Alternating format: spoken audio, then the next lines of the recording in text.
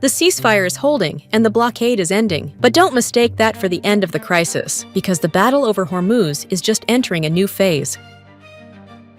The United States has agreed to end its naval blockade around the Strait of Hormuz as part of the emerging ceasefire framework with Iran. The move marks a major shift from military confrontation toward diplomacy. While warships had been enforcing restrictions and protecting shipping routes during the conflict, the focus is now moving to negotiations and long-term security arrangements.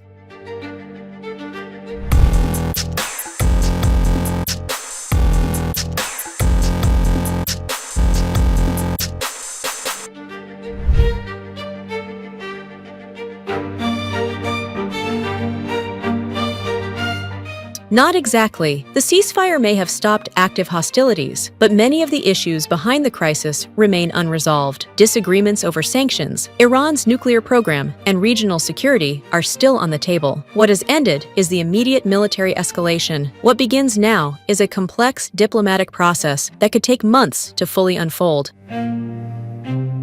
However, the reopening of Hormuz does not automatically mean water business will return to normal. Commercial vessels and oil tankers may begin returning to the route, but shipping companies will continue assessing security risks. Insurance premiums remain elevated, and operators are expected to move cautiously. Traffic could increase quickly, but a full return to pre-war levels may take time.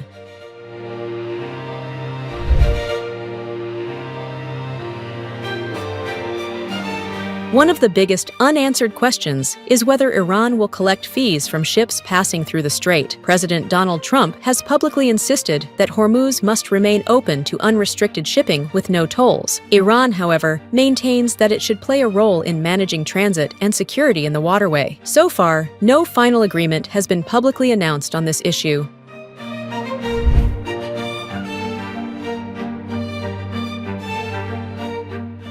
The current negotiations are no longer just about reopening the strait. They are increasingly about who gets to set the rules. The United States wants Hormuz to function as a freely accessible international shipping lane. Iran wants recognition of its security role in one of the world's most strategically important waterways. That disagreement remains at the heart of ongoing talks.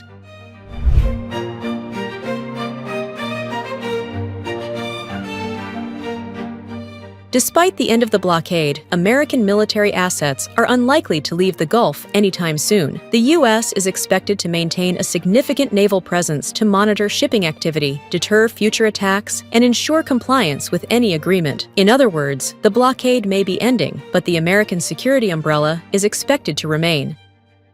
The larger takeaway is clear. The end of the U.S. naval blockade does not mean the end of the Hormuz crisis. It means the conflict is entering a new phase, one where negotiations matter more than naval deployments, one where the future of global energy flows depends not on warships, but on what is decided at the negotiating table. For now, the shooting may have stopped, but the battle over the future of Hormuz is far from over.